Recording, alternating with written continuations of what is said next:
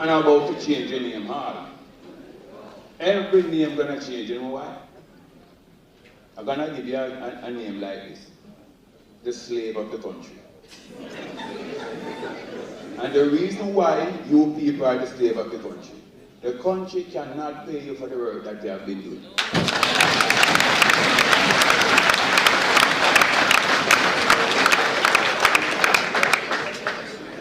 If there's storm, the police is out there.